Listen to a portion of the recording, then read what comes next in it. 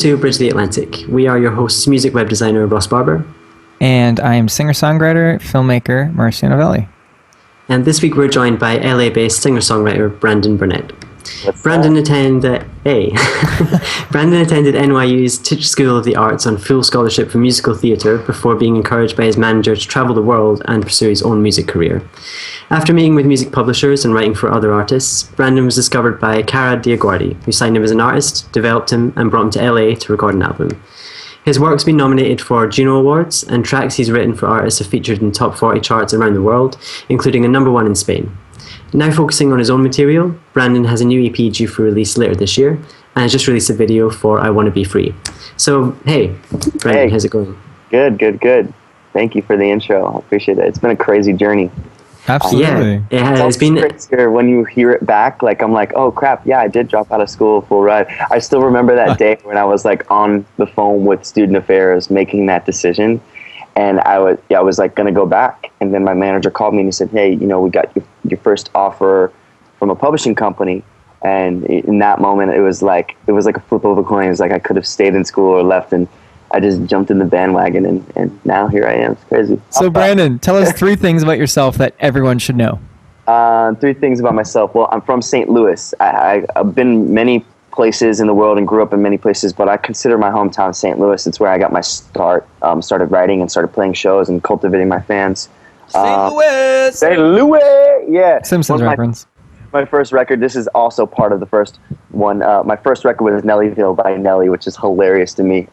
Another thing I guess people should know, I love acting. That was one of my first passions outside of music. I'd always written songs and I'd always been playing piano since about 7, but I fell into acting like my freshman year of high school, and my first role, big role, was in The Crucible, and it was such an emotional pact, and it was, there I am, like a 14, 15-year-old kid playing an older man and in the 1800s. So it was a really cool experience for me to figure out the more creative cinematic side of my artistry, and also kind of diving into another head. And then the third thing, I guess, is a random fact. Let's see. I know how to plie, and that's because of Tisch School of the Arts. I know how to. I was in ballet when I made the decision to leave. Before I got that call, I was in ballet, and I was like literally like this mid plie, like with phone in hand still. And I looked down, and my buddy from my dorm says, "Hey, bro, this song sounds amazing." And we had been working on a track, and I looked down and I was like, man, I'm in ballet right now. I'm like learning I'm at a bar in tights. Like, what am I doing? And that's when I made the decision. You're being awesome. That's what. I still know how to plie and pirouette, which is a fact that not many people know about me. Well, I showed my girlfriend, and she freaked out. She was like, what? You can... Well, you and me both, man. The acting thing, I fell in love with it in high school as well, man. And it was just like realize a side, a side that you didn't know existed, a different way to express yourself, right? A different, yeah. And the plie thing, my wife used to be a dancer. She taught me the whole different position stuff too. And you know what, man? It takes a real man to learn how to do that stuff. So you were previously signed to Warner Brothers. Yes. What made you decide to leave the label and go independently? Was it any particular reason? There was, Warner was a great experience for many reasons. It started off, I got a lot of development, which I think is so rare these days. I was just going to say that word, rare. Most people really don't develop. They don't take the time. A&Rs. Nowadays, too, a label wants something to be completely packaged and ready to go before it goes out. So I feel blessed that I got signed, right, freshly 20, and I got a chance to. The first conversation with my A&R, Kara, was like, hey, I'm going to send you into writing camp, like boot camp. So for like the next 2 years, like just expect to be writing. Like don't expect a record to come out. Don't expect anything. I was like, wow, like you expect to get signed and you want to get going. And I'm like, each song I'm writing, I'm like, this is a hit. This is the single. It's got to come out. And you very quickly learn that, there's a whole order to things, and there's a politics that play into a lot of things too. But it was, the development period was really, really important, and it was great. The initial period of writing and working with all these different cast of characters, from the top producers in LA and to New York and all these different writers and stuff. It's a little confusing as well. You know, after the 2-year writing period where I started to really hone my craft, after that it starts to wear off, and I started getting frustrated. I started feeling like I was ready to go. In my first placement, the song that won a Juno in Canada, that was actually a record for me, and I played it for my A&Rs, and they were like, you know, it just doesn't sound like you. It sounds like another band or something. And then next thing you know, it's getting picked up and it's charting in Canada, and you know, so I had to very quickly learn picked that up. Headley. Oh, no kidding! Which song was that? Yeah, "Kiss You Inside Out." No kidding! You wrote that? You know that one? Yeah. Yeah. Well, Headley's is really, really big in Canada, and Juno's is like the Canadian equivalent to the Grammys, basically, right? So I didn't even. It's so funny. I didn't even know when they said it was nominated for a Juno. I was like, oh, that's cool, and then I checked it out. I was like, wow. Yeah, that's huge. But it's one of those cases though where, you know, like, I'm glad that record didn't come out on me. It was something that I learned very early on that's valuable to my artistry, is that I can wear different hats. Like I can be a songwriter, be a producer, and knowing which records are for you and knowing which records are for other people. And I guess to answer your question, what really kind of made the shift off of Warner happened about last summer. You know, I was about to put out my first single, and I had written my first single, Thanks for Nothing, 3 years before it was coming out. So it survived 3 years between 3 different presidents at Warner Brothers. So like one president heard, they're like, this is a hit. And then 2 weeks later they were gone. And then the next president's like, this is a hit. And then a few weeks later, you know, a few months later they're gone. And luckily, you know, Kara Dioguardi, who signed me, she left about 2 years into 2.5 years into my deal. So my single was, you know, I'd written it 3 years prior, and it was coming out last summer, and it literally came out, you know, I was in the studio, the day it came out I was in the studio, and I met a kid named Jake Miller, who was also just recently signed to Warner. He was like kind of like Warner's new big priority pop act, and we got in the studio, and First Flight Home, his single, which is the first top 40 record that I kind of had here, we wrote it in a matter of a couple of days, and they streamlined it out straight from the studio to out on radio at the same time as my single that I've been waiting for years. And it was an exciting time because I was like, oh man, this is going to be great. You know, I'm going to have a song on this kid, and it's going to boost my song, and it's going to be great. And, you know, perfect scenario, you know, both songs blow up.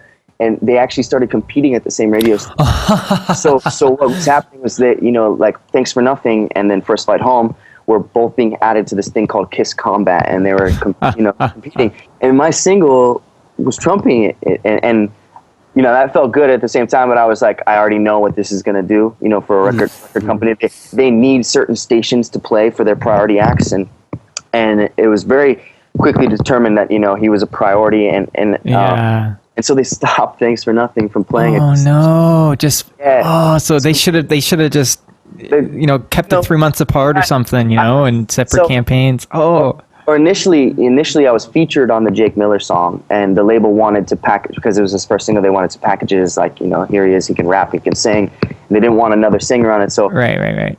Personally, I think it would have been the smartest to have kept the feature and then promoted both, because I was writing for his whole record. But then again, you know, everything happens for a reason. And as crappy as it was in October when I got the call from my manager, it's like, hey, are you sitting down? No artist wants to hear this call where you're like, oh man, like I know what's coming. You know, they're going to tell me like the new president has decided not to meet with me and link with me. And, you know, I knew it was all coming because my product manager who was doing my EP artwork got fired like a couple days before. And I'm like, oh goodness, here it goes.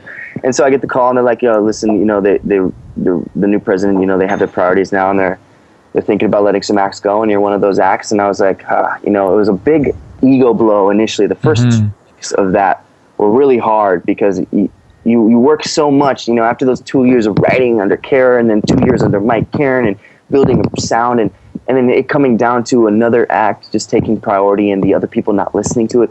It's a big ego blow. It takes the creative side of the music out, and I feel like I had a saving grace in this period because, I mean, as fucked up as what I'm about to say sounds, you know, it was a blessing. You know, my parents split up that same week that I got dropped. So my dad, who's been a big musical influence from the beginning, he was signed to Capitol Records in the 80s and co-wrote the theme song to Soul Train and was on Soul Train all the time and stuff. No kidding. He was a big influence and mentor, and you know, my mom was like my biggest cheerleader. So when I got dropped and they split up, it was like, what do I care about more, my family or like this record deal that I knew was kind of going nowhere, and creatively I wasn't happy and all this stuff. And so I took time and I really went inside of myself and I started writing songs that I felt I needed to write. I wrote healing songs that got me through this period. I wrote a song called The Healing, literally, that's going to be on my album.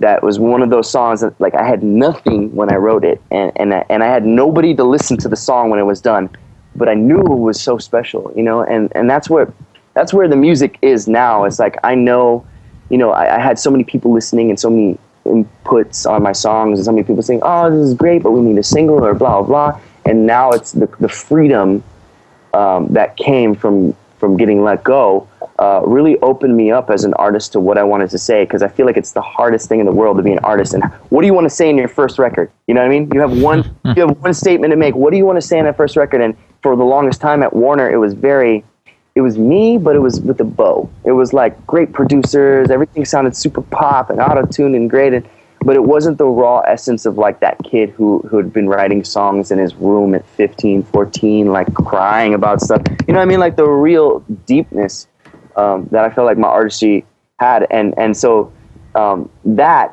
Wanna Be Free, the first video I put out, was the statement that I wanted to make post Warner Brothers. It was like there was all this creative prowess inside of me, and there was all this emotion packed inside that I couldn't even put songs up on Warner. They would stop. I tried putting records up, and they would stop and say, no, the producer needs to get paid $20,000. We need to get paid $5,000. Like, there was all this crazy stuff that just gets in the way of building a buzz for real, you know? And I'm grateful that I got a chance to see the inside of the industry and now apply that to my independent grind, because now I'm reaching out to blogs on my own. You know, I'm reaching out to radio programmers and different sorts of Starbucks playlists and Spotify playlists to try and get my music into it and putting it up myself. And it's really empowering now. And that's something I encourage all young artists to do, is don't just wait for the payoff and get the record deal, because you need to be the record company. And that's what we forget. It's like, they're a distributor. They put our stuff out and they machine roll it, but we have to get the machine ready to be rolled. And yeah, that's what I learned from Warner. So it wasn't really a negative experience in the long run. As much as it sucked when it happened, it really encouraged me to be the mogul that I want to be. Which is, I'm still en route. I'm not a mogul yet, but you know, like now at least I feel like I have the mentality to really do it myself.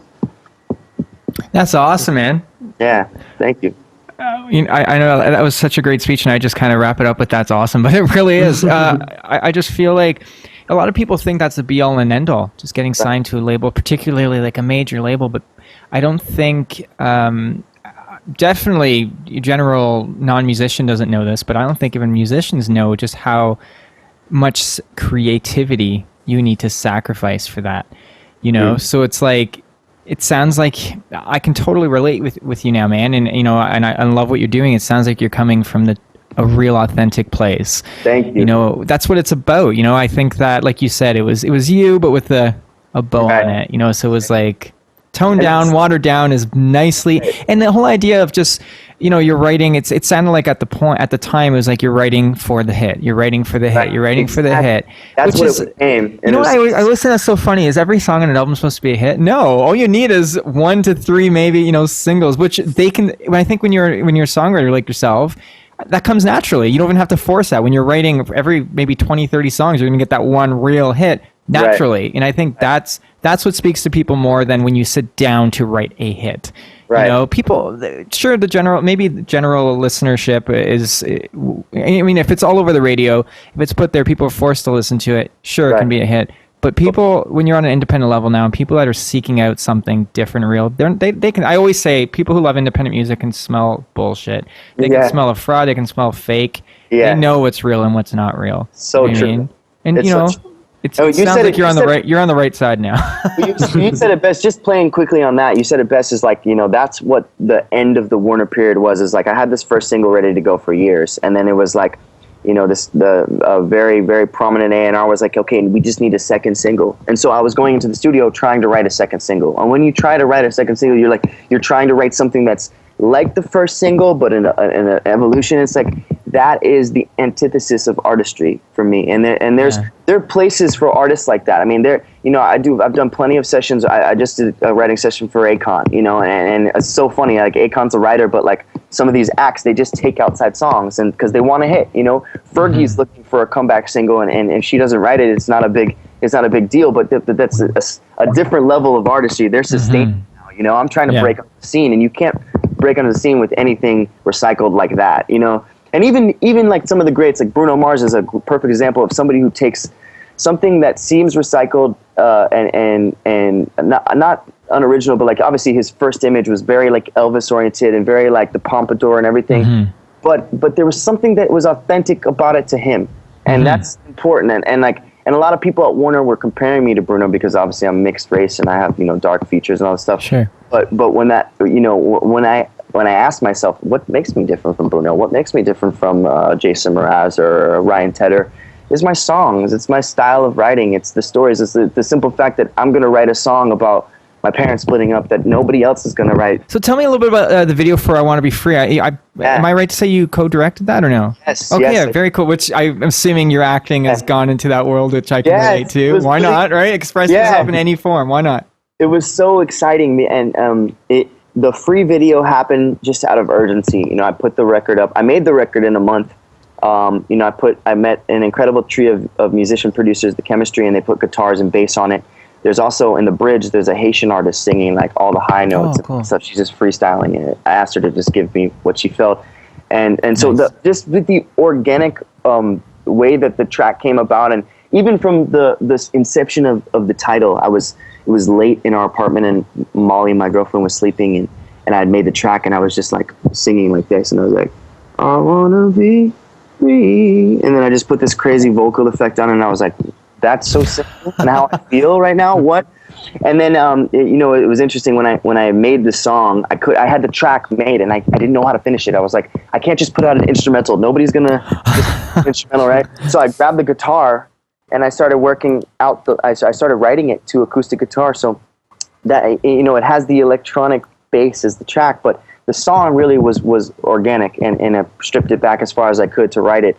And then when we decided to do the video, I had these contacts and people that I had been working with for a couple years on smaller things, and when I was with Warner and stuff, and because Warner wouldn't pay for anything, so I had to find all of the people myself. And I found an amazing cinematographer who was down to just shoot for nothing and anything. And my videographer and creative partner, she's from Australia.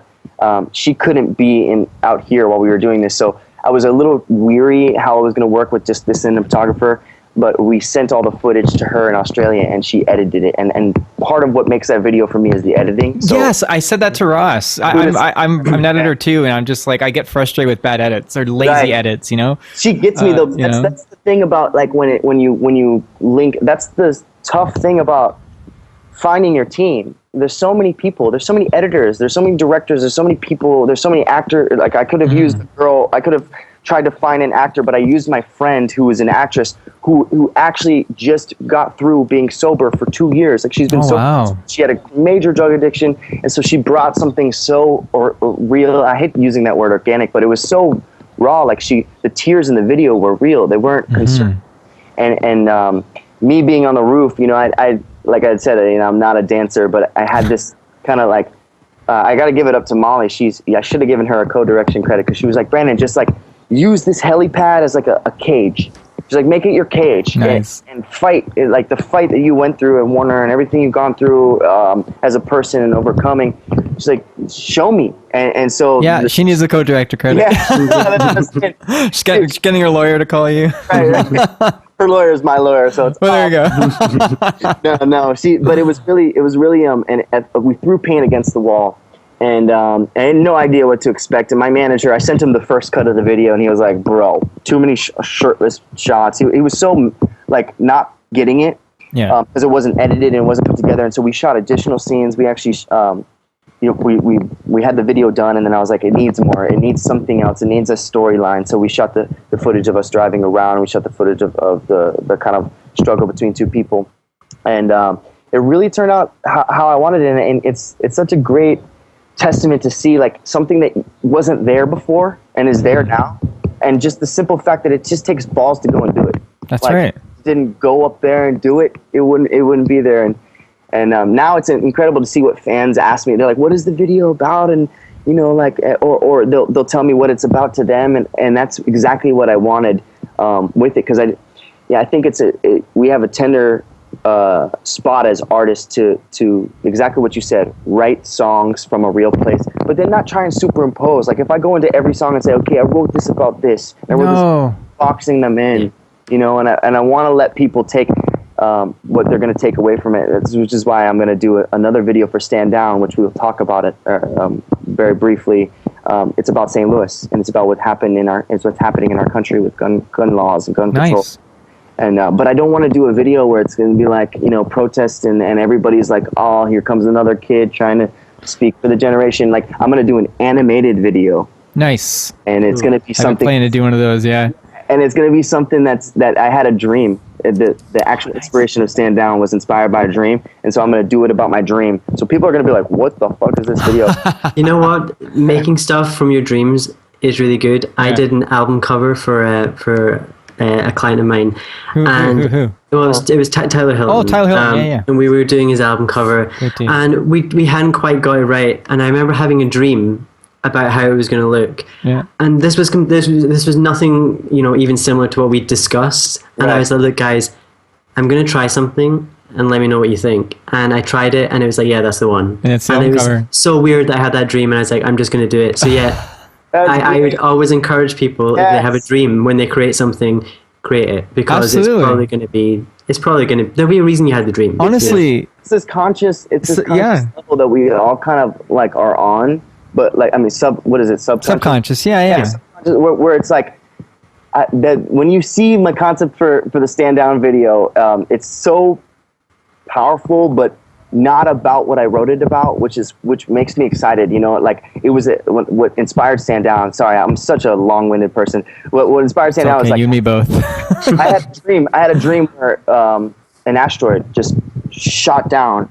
I was 18 when I had this dream. It shot down and obliterated the world. But then it was like this big. The world was spinning, and then it stopped spinning, and I woke up in the post-apocalyptic world, and I had this incredible journey of traveling through. Police could read minds, and people were trying to kill each other. It was a very dog-eat-dog world, and I got to the end of this maze, so to speak, and I got to a gate, and this woman was at the gate, and she was like, "We've been waiting for you, Brandyn."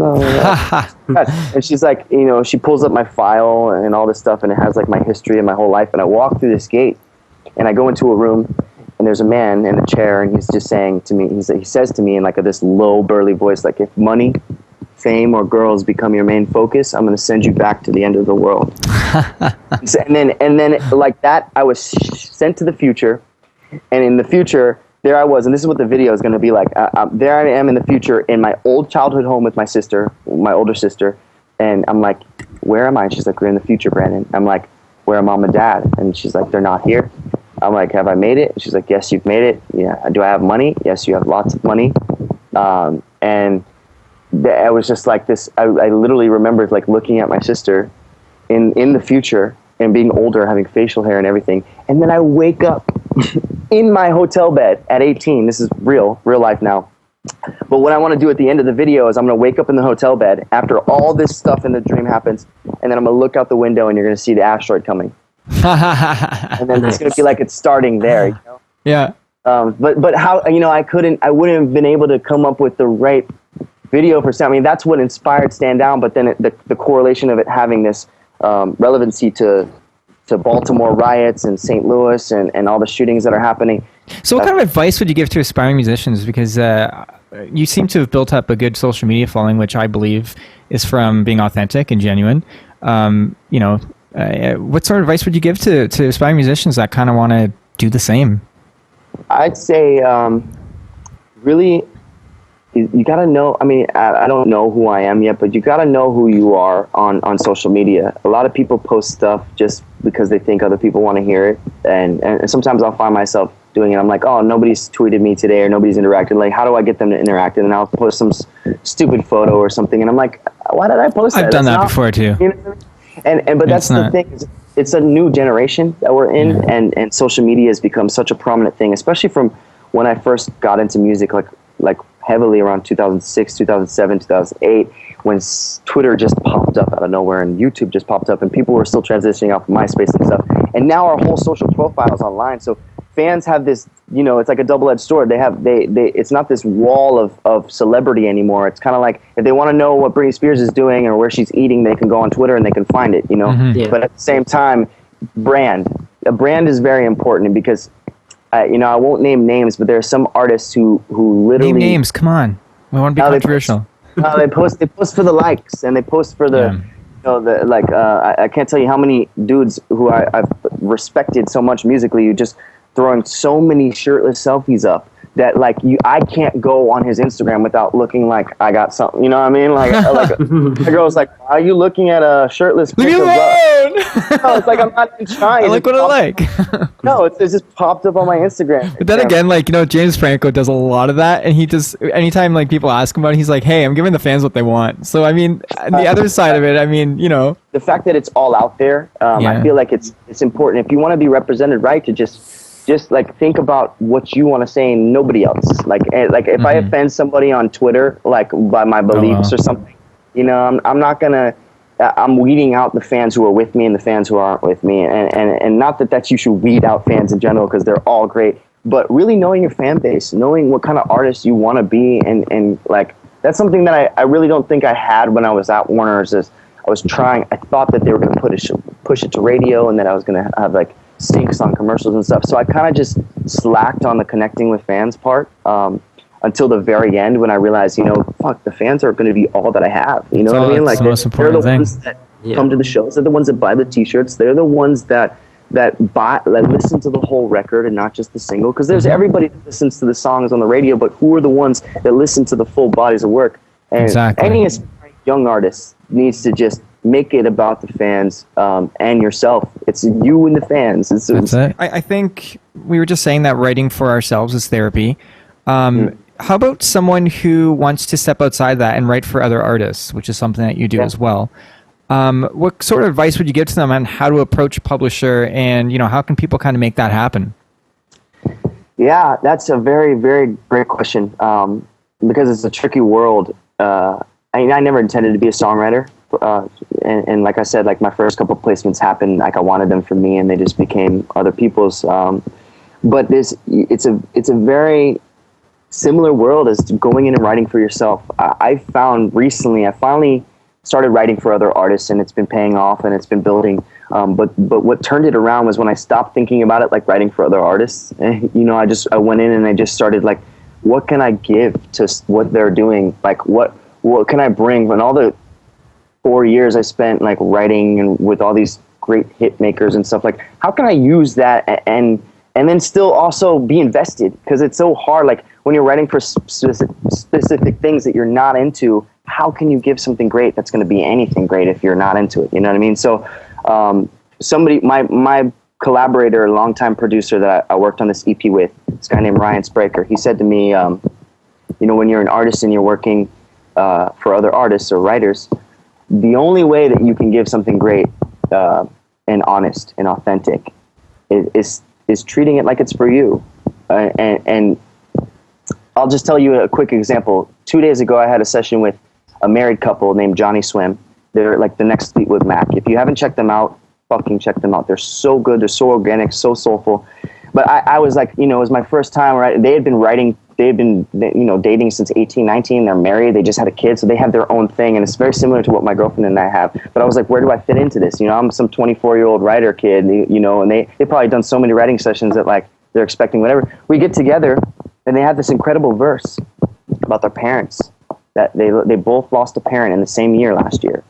And I was astounded because they played me this idea and I could feel the emotion. I was so into it. I was oh my God, where are you going to go next? I was if I was a listener, I'd be oh my God, So then I was just I can really relate to this. It sounds like a relationship, or it sounds like this. And I pulled something out of what they were talking about for me.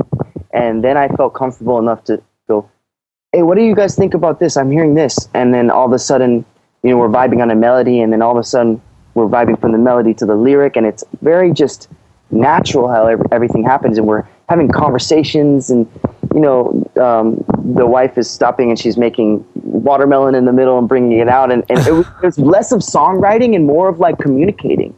And that is, I think, for anybody who wants to be a good songwriter, is just like, be a good communicator, be able to talk to people. Like, you're never going to get, I mean, sometimes you do, you get in the room and someone's like, okay, we're going to do this, and it's done. And other times you're like playing the thumb game, like, should we do this idea? We can do this, we can do country, we can do pop. And the only way that you get on the same page with people is just to connect with them and just see where people are at. Sometimes I've had conversations like that, literally the last word before we start writing is what inspired the whole song. And is that song number one? Is that song Diane Warren status all over the world? Yet, it's not. Maybe, maybe it will, maybe it won't. But I know that I felt good about writing that song. And I think if any aspiring songwriters are out there, really, really focus on just knowing yourself so you can communicate and do it honestly and earnestly, and leave your ego out of the room. A lot of great ideas and a lot of great things get stopped by ego too, because a lot of people don't want to take a chance on an unsigned act. My girlfriend has been dealing with this for a lot. I talk about her a lot because she's, I'm partially developing her, and she's really inspired me because she's had nothing, and she's worked jobs, and she works background, and to get in the room with great producers is really hard. They all want money from you, and they all want, and she's just about to get published now. And what we did was we just wrote, and when we thought we were done writing, we wrote more so we could give her the most experience that she could have before she gets to a point of having a publisher go, okay, now I'm going to send you, because I think you're a star, into rooms with other stars. And like, if you're not ready to be yourself and give your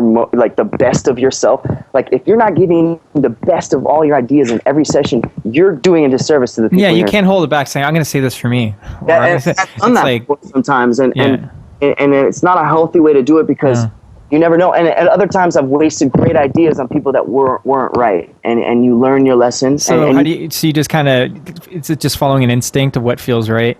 You trust your instinct. Yeah, trust your gut. Is the biggest thing. Trust your gut. I think that's it. All comes down to trust. Another person said, if you're a manager, oh my gosh, your manager should be in the car with you, in the passenger seat, helping you decide where to go. But if you want to make a left and you say, no, I got a feeling we got to go left, your manager better go left with you. And that's something that's really important. Or else you kick him out the door. Out. A team is so important, from inside the room to outside the room. If me and my songwriting partner weren't connected in the room, we're not going to do great work. If me and my manager or me and my publisher aren't connected, we're not going to get great sessions. That's exactly right. You got to like your team. You got to work well together. But you, as the artist, I truly believe, need to be the driver of the car. Definitely. Maybe your car is a Prius like mine, yes. Or maybe your car is like a huge, van, and you have many more people in there, but you still got to be the driver, bro. Your car is in your friend's garage right now, busted because an Uber driver hit it 3 months ago. Brandon, are you ready for 20 questions? I'm ready for 20 questions. Let's get it. All right. Coffee or tea? Coffee, for sure. Meat or veggies? I want to say veggies, but it's meat. Oh, CD or vinyl? I know. Vinyl. Twitter or Facebook? Twitter. Piano or guitar? Piano. Yoga or yogurt? Yoga. Okay. Breaking Bad or Orange is the New Black? Orange is the New Black, for sure. St. Louis or Los Angeles? St. Louis. There you go. Indie or major? I think I know the answer. Indie. Indie with a major mindset. Oh, I like that. That's a good one. Canada or Scotland? Oh. I know you've got a Juno, so I mean, I can accept it if you say. I've never been to both, so I have to choose one, don't I? Yes. I'm looking at you, man. It's more likely that we could collaborate in the future. Friends or Seinfeld? Friends. Family Guy or American Dad? Family Guy. Linkin Park or Led Zeppelin? Oh man, I gotta say Linkin Park. I love Zeppelin, but Linkin Park. I love Linkin Park too. Has this like '90s reminiscent feel for me. I've listened to them since the beginning, man. They're great. They fell off a little bit here and there, but yeah. Jason Mraz or John Mayer? John Mayer. Definitely. Michael Jackson or Michael Bolton? Jackson. Stop laughing. It's a serious question. Twerk or work? Work. Ricky Gervais or Ricky Martin? Ricky Gervais. Quail or kale? Whale or kale? Don't try to make sense of it. Just go with your gut. You know, follow your gut, advice, go with your gut. Kale. Nice. Bette Midler. Well, you're from LA, so I mean, you have to have kale. I've been there, kales and everything. Bette Midler or the Riddler? Bette Midler. Cool. And the final question. Here's where the drum roll comes in, or blah, blah, blah, blah, blah. Yeah. This is a mean one, but Ross is going to have to ask it. Okay, so Ross or Marcio? You know, since I gave you Toronto, Marcio, This is fair. I'm giving it to Ross. This is fair. That's fair. Yeah. Good for you. I like that. That's diplomatic. Shows the kind of guy you are. What are you listening to lately, man? Oh, man. I have been listening to... Do you have an artist to recommend? let me just pull up... You guys gotten into Banks? Yeah. No. Oh, yeah. Banks is pretty big over here. Oh, man. Really, Yeah. really like her... Just her type of songwriting and stuff. If you like Banks, then check out Indiana. Indiana? Indiana is very similar to Banks and also very good. I don't know how to pronounce this, but is it Broods or Broods? Do you know what I'm talking about? Broods is pretty cool, too, yeah. Oh, I heard. I know I'm late on this. It was like a big song in their country like a year ago, but I just heard that single. That's just piano and vocals. Right. I remember it's called right now. I was just blown. It's very rare that I hear a song, especially on the radio, and I'm just like, wow, what was that? There's a male artist, but I don't know why. I just can't find... Oh, James Young. Have you heard of James Young? No. Not heard of him. He's inspired by Coldplay. Coldplay is like one of my favorite bands. Oh, Coldplay is great. I don't know. I understand people who make fun of Coldplay. The early I Coldplay. don't know, yeah. The It's early kind of Coldplay. cool to make fun of Coldplay It's now. I don't stupid. get He's a that. great songwriter. He's a great songwriter, and I love the music. Sorry, go ahead. So check out James Young, because since you know Banks, check out James Young. He's really dope. He did some stuff with Birdie recently I think he did on the Hunger Games soundtrack or something like Oh, that. cool. Do you have playlists on Spotify, right? Yes. Okay, we're gonna follow each other. I think we've got a lot of similarities in taste. So Nice. I'll share my If you guys my hear list with you. any new music, please. I'm like, we're avid lovers, so... And I need people to send me good music. So anyone listening or watching this right now, send us good music suggestions, like really good stuff. We And always want to hear stuff. Yeah, and people can find you online at Brandyn Burnette. That's Brandyn with a Y and Yes. Burnette with two T's. Twitter, you're Brandyn Burnette. Facebook, Instagram, it's all consistent. Please go follow him, everyone. Go listen to what he's doing. It's great stuff. This guy's a great dude. You're a great dude. I don't know why I'm Yeah, we like great dudes. Yeah, you're a good dude. just quickly, so you guys know, because we didn't touch on it. Sure. I'm going to be dropping my EP, my self-produced EP, Made of Dreams, this summer. My birthday is, I'm going to be 25 on August 23rd, so I'm thinking it would be a good quarter-year birthday present to drop an EP that I'm really believing. So it'll be on Spotify, it'll be on iTunes, there will be videos, and just check me out. And if anybody has problems spelling it, it's Brandy with an N. That's how I tell people. Perfect. BrandynBurnette. Right? Did I do it right?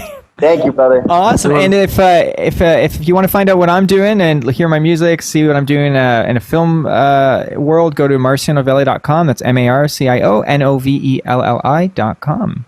And if you want to find out what I'm doing, what I'm working on, you can find me at electrickiwi.co.uk. And since we're spelling everything, electrickiwi.co.uk. And I can't spell out loud, so yes, I feel so proud of myself. I'm like so glad I can spell. I'm like, yes, I can spell my name still. Woo! Thanks for watching Bridge the Atlantic. If you like what you saw, make sure to like, favorite, and most importantly, subscribe so that you don't miss each week's episode.